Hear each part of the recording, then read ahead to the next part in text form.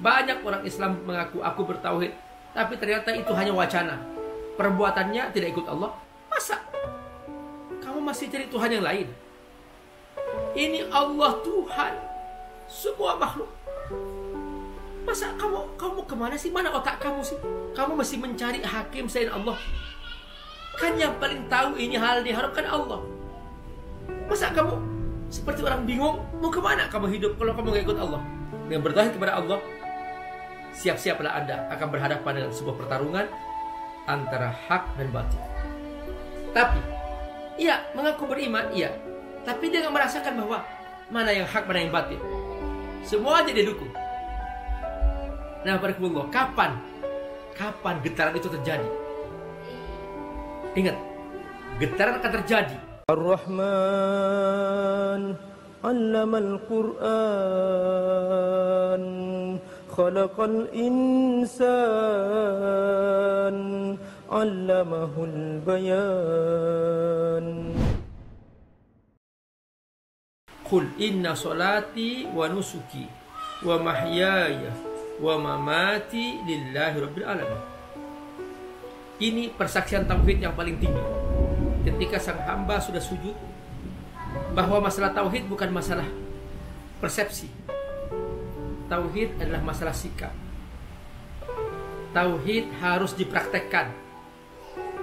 Tauhid harus dilaksanakan. Bukan sekedar dikatakan aku bertauhid, aku bertauhid.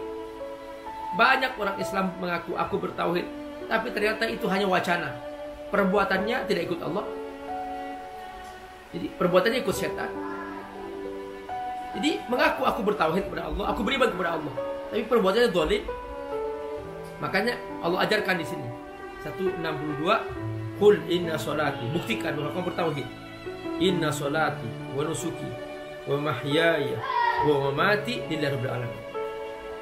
La syarika lahu wa bidzalika umirtu wa ana awwalul muslimin. Semakin dipertajam oleh Allah. Qul, ini ayat 164. Qul aghairallah abghi rabban wa huwa rabbu kulli syai'. Masa kamu masih cari Tuhan yang lain? Ini Allah Tuhan semua makhluk. Masa kamu kemana sih? Mana otak kamu sih? Kok kamu masih cari Tuhan yang lain? Al-An'am 14. Qul aghairallah attakhidu waliyan fatiris samawati wal ard. Masa kamu masih cari tempat berlindung selain Allah? Allah yang menciptakan langit, Allah menciptakan bumi. Kamu mau kemana sih cari perlindungan selain Allah? Al-An'am 114. Afa ghairallahi abtaghi hakaman wa huwa alladhi anzala ilaikumul kitaba mufassala. Masa kamu masih mencari aturan bikinan makhluk? Mencari cara hidup bikinan makhluk? Masa kamu seperti itu cara hidup kamu? Kamu masih mencari hakim selain Allah.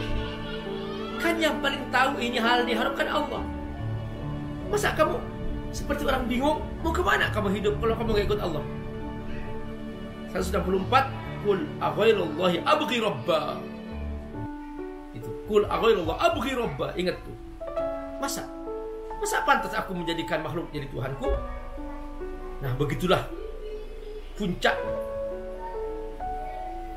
penanaman tauhid dalam surah Al-An'am. Dan bagian akhir dari pembahasan kita kali ini, kita ingin mengingatkan hubungan surah Al-An'am dengan surah Al-Baqarah. Ingat Bapak Ibu rahimakumullah bahwa surah Al-Baqarah intinya adalah untuk deklarasi kepemimpinan, bahwa manusia ini khalifah di muka bumi. Khalifah artinya mewakili Allah, melaksanakan tugas dari Allah, bahwa kekayaan alam semesta ini milik Allah, dan Allah titipkan kepada manusia, wahai manusia, kelola ini dengan baik, tapi syaratnya kau beriman kepadaku. Jangan sampai kamu kelola kekayaanku ini hanya untuk bermegah-megahan diri kamu sendiri. Ingat, kamu pasti akan mati, dan aku jadikan kamu berganti-ganti. Itu semua ada akhirnya, dan semua aku melakukan sesuai dengan apa yang aku inginkan, karena aku pemiliknya, kata Allah. Maka Surah Al-An'am pada bagian akhir 165 mengingatkan tentang masalah kepemimpinan. Wa huwallazi ja'alakum khalaifal ardh. Dialah Allah yang telah menjadikan kamu sebagai penguasa-penguasa di muka bumi. Itu Allah yang mengangkatnya. Tu'til mulka man tasya wa tanzi'ul mulka man tasya wa tu'izzu man tasya wa tudhillu man tasya biyadikal khair.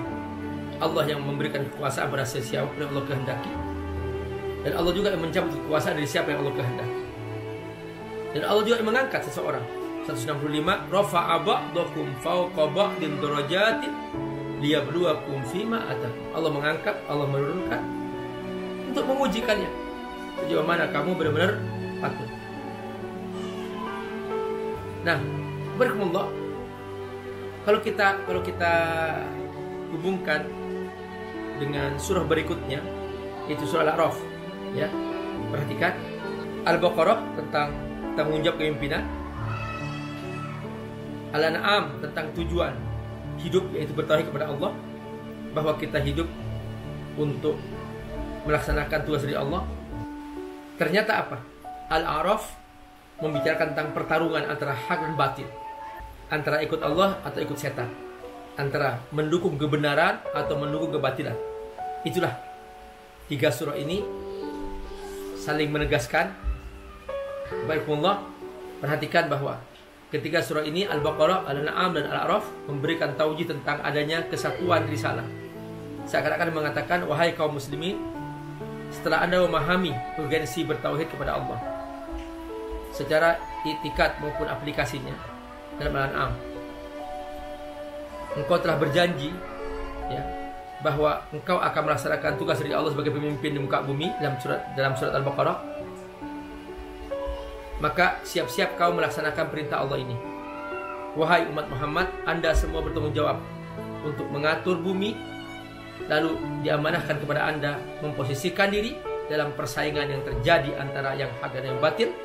Dan ingat bahwa ketika Anda memimpin dengan bertauhid kepada Allah, siap-siaplah Anda akan berhadapan dengan sebuah pertarungan antara hak dan batil.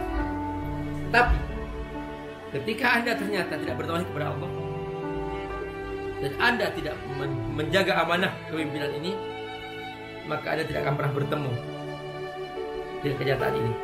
Banyak orang gak merasa bahwa sedang bertarung antara hak dan batil. Kenapa gak merasa? Karena dia tidak punya ruh. Tidak punya ruh dalam hidupnya. Iya, mengaku beriman, iya, tapi dia gak merasakan bahwa mana yang hak, mana yang batil. Semuanya dia dukung.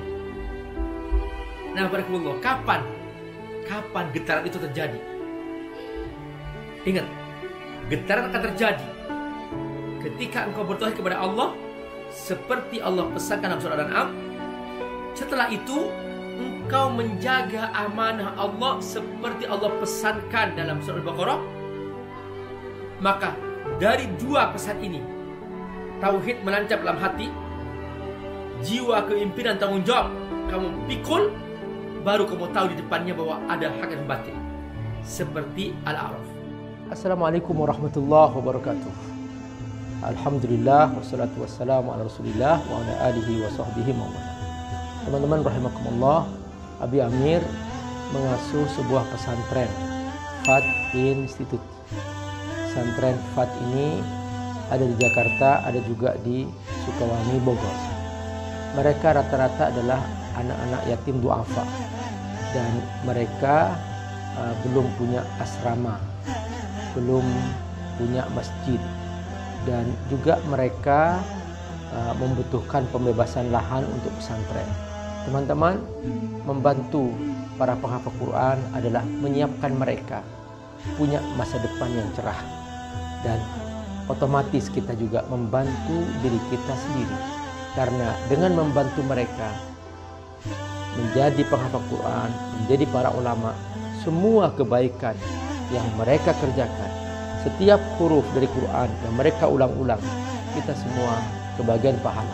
Bukan hanya itu, nanti di alam akhirat, di surga, mereka akan datang menyambut kita dengan mahkota yang indah, dan kita semua yang berdonasi untuk mereka akan diberi mahkota yang indah di pintu surga, sehingga kita semua bahagia selamanya di akhirat. Ayo bergabung membantu para santri, yatim duafa, penghafal Al-Quran di pesantren Fadl Tafsir di Sukawangi, Bogor, melalui rekening di bawah ini. Semoga Allah berkati. Assalamualaikum warahmatullahi wabarakatuh.